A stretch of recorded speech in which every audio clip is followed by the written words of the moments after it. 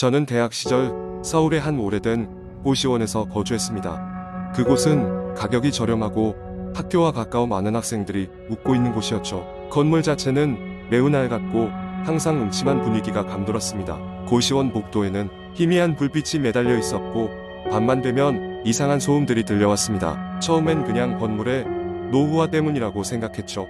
그러던 어느 날 저는 늦게까지 과제를 하고 있었습니다. 새벽 2시를 막 넘긴 시간이었죠. 피곤해진 눈을 비비며 마지막 문장을 마무리하고 있던 그때 문 밖에서 들려오는 발소리에 멈칫했습니다. 그 발소리는 복도를 천천히 걸어다니고 있었고 점점 더 가까워지는 듯했습니다. 저는 귀를 기울였고 발소리는 제 방 앞에서 멈췄습니다. 무언가 이상하다고 느꼈지만 단순한 착각이겠거니 생각하며 다시 과제에 집중하려 했죠. 그때 문 밖에서 누군가 낮은 목소리로 속삭이는 소리가 들렸습니다. 거기 있니? 저는 온몸에 소름이 끼쳤습니다. 목소리는 매우 부드러웠지만 동시에 차가웠습니다. 두려움에 얼어붙은 채 대답하지 않았습니다. 얼마 후 발소리는 다시 복도를 따라 사라졌습니다.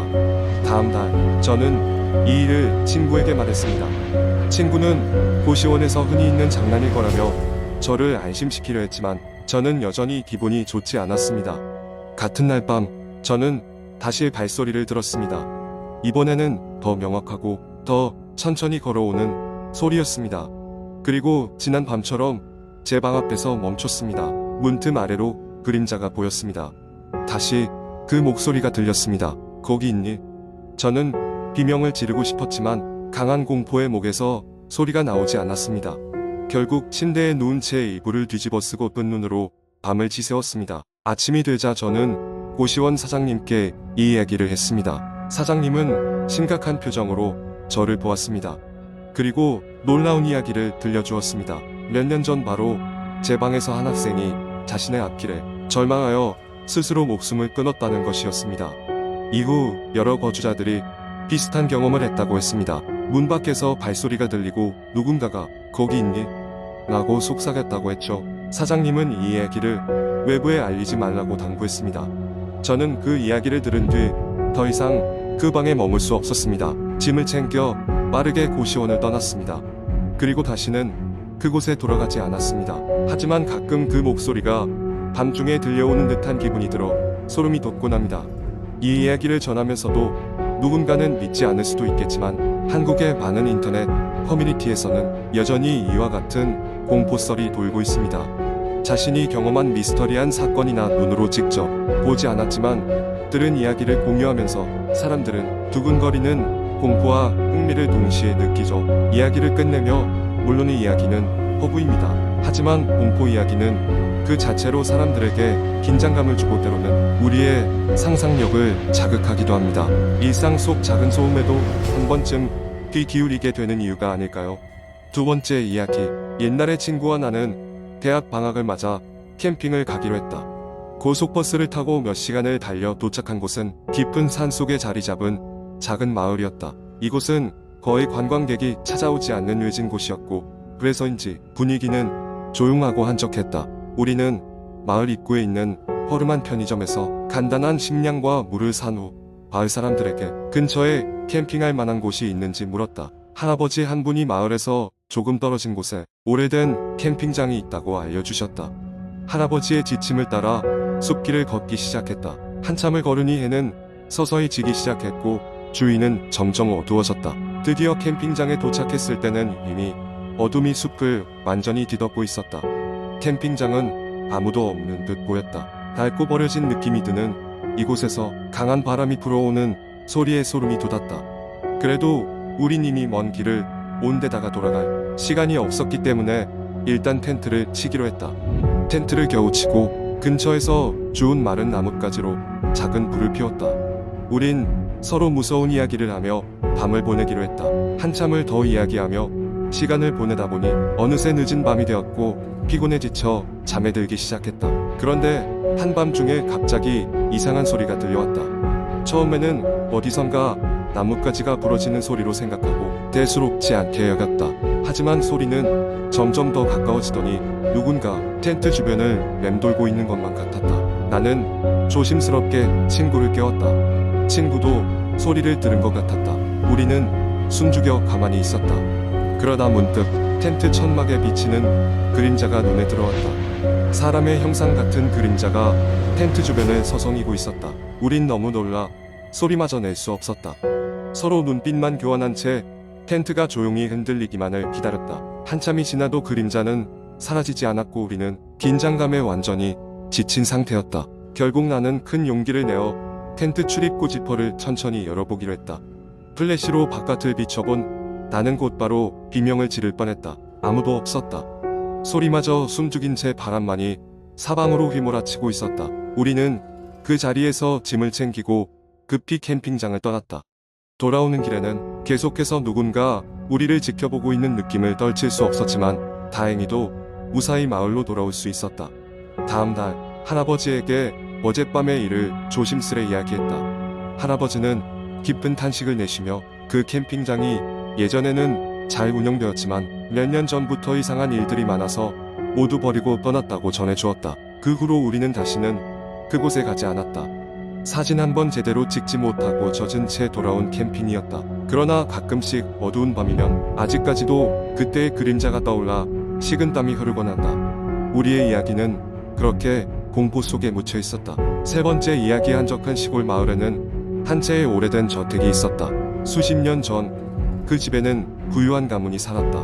하지만 어느 날 밤 그들 저택에서 비극적인 사건이 일어났고 집안 사람들은 모두 행방불명되었다. 그 후로 그 집은 귀신의 집이라 불리며 사람들의 발길이 끊기게 되었다. 몇 년이 지난 후 나는 인터넷에서 그 저택에 대한 글을 우연히 보게 되었다. 누군가가 그 집에 혼자 들어갔다가 경험한 소름 끼치는 이야기가 담겨 있었다. 빈 방에서 사람들의 속삭임이 들린다. 2층 창문에서 누군가가 내려다보고 있다 등의 이야기였다. 나의 호기심은 점점 커져갔고 결국 나는 친구 2명과 함께 그 저택을 탐험하기로 했다. 우리는 늦은 밤 저택에 도착했다. 달빛에 비친 폐가의 모습은 더욱 부스스했고 바람 소리조차 음산하게 들렸다. 집 앞에서 잠시 머뭇거리던 우리는 용기를 내어 문을 열고 들어갔다. 집안은 먼지와 거미줄로 가득했고 오래된 가구들이 여기저기 널려 있었다. 1층을 돌아다니며 별다른 이상한 점을 발견하지 못한 우리는 용기를 내어 2층으로 올라갔다. 그때였다.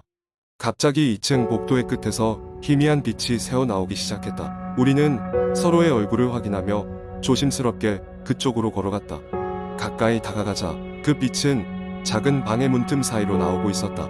문을 열었을 때 우리는 믿을 수 없는 광경을 목격했다. 방 한가운데에는 사라진 가족의 사진이 촛불 주위에 놓여 있었고 머리카락이 긴 여자가 사진을 보고 있었다. 그녀는 천천히 우리를 바라보며 웃고 있었다. 순간 공포가 목구멍까지 차오나 우리 모두 그 자리에서 뒷걸음질을 쳤다. 그렇게 우리는 서둘러 저택을 빠져나왔다. 하지만 그날 이후로 이상한 일들이 벌어지기 시작했다. 휴대폰에는 알 수 없는 번호로부터 우리를 보았으니 너도 그리 될 것이다 라는 문자 메시지가 지속적으로 도착했고 거울이나 유리창에서는 그 여자의 모습이 어른거리기 시작했다. 우리의 일상은 점점 미쳐가고 있었다.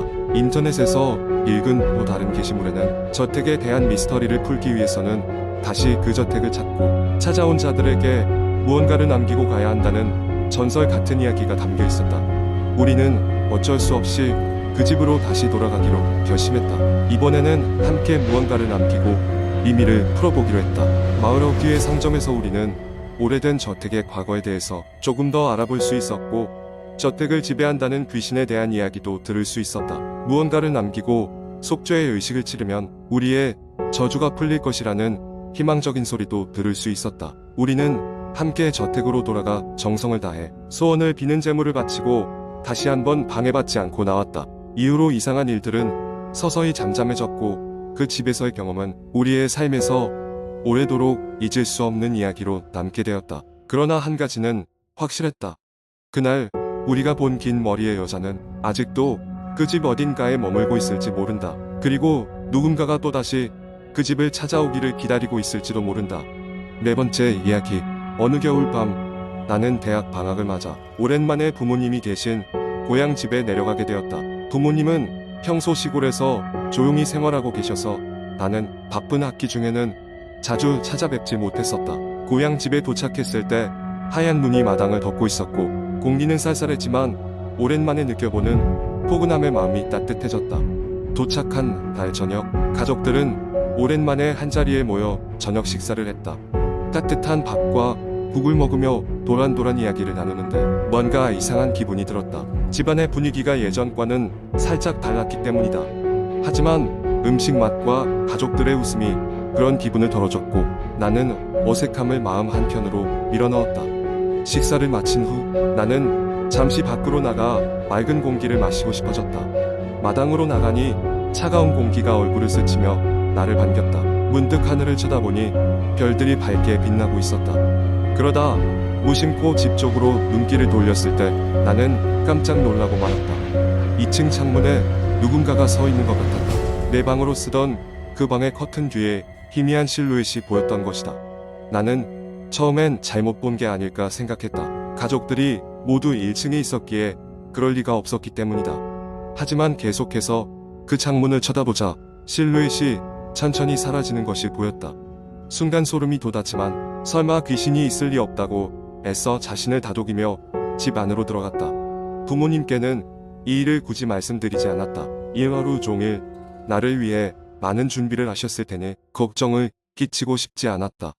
대신 나는 엄마 아빠가 모두 주무신 후 조심스럽게 2층 내 방으로 올라갔다. 그곳에 아무것도 없다는 것을 확인하고 나면 이 불안감이 사라질 것 같았다. 하지만 방에 들어서자 나는 이내 걸음을 멈추고 말았다. 방 안에는 낯선 차가운 공기가 가득 차 있었고 어딘가 모르게 기분 나쁜 느낌이 들었다. 밤중이라 불을 켜기도 겁났던 나는 핸드폰 플래시를 켜서 방을 둘러보았다. 그런데 침대 위에서 무언가가 느껴졌다. 핸드폰을 비춰 자세히 보니 오래되고 낡은 인형이 어둠 속에서 나를 바라보고 있었다. 나는 그 인형을 본 기억이 없었다. 언제 여기 이런 게 있었지? 속으로 중얼거리며 조심스레 다가가려는 순간 갑자기 인형의 눈에서 붉은 빛이 번쩍였다. 놀란 나는 비명을 지를 뻔했지만 필사적으로 입을 틀어막고 뒤로 물러났다. 그 순간 방문 뒤쪽에서 움직임이 느껴졌고 나는 심장이 미친 듯이 고동치는 것을 느꼈다. 그날 밤 나는 방으로 돌아가지 못하고 거실 소파에서 밤을 보냈다. 하지만 눈을 붙일 수 없었다. 그림자가 뒤엉키는 어둠 속에서 누군가가 나를 지켜보고 있다는 강렬한 느낌 때문이었다. 다음 날 아침 부모님께 조심스럽게 어젯밤의 일을 이야기했다. 부모님은 잠시 놀란 눈으로 나를 보더니 사실 그 인형은 오랫동안 버려졌던 인형이라고 말씀하셨다. 내가 태어나기 전부터 이 집에 있었던 물건이라며. 하지만 혹시나 하는 마음에 우리가 그 인형을 다시 확인하려고 방에 올라갔을 때 놀랍게도 인형은 사라지고 그저 희미한 먼지 성만 남아있었다. 그 후로도 나는 종종 그 일을 떠올리며 섬뜩함에 몸을 떨곤 한다. 그날 밤 그 인형은 정말로 무엇을 보았던 것일까? 그리고 그 창문에 서 있었던 실루엣은 과연 무엇이었을까?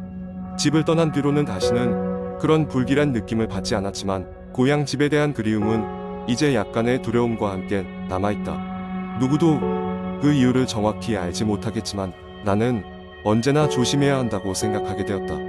현실에서는 말하지 못한 미지의 것들이 우리 주변에 숨어 있을 수도 있으니까.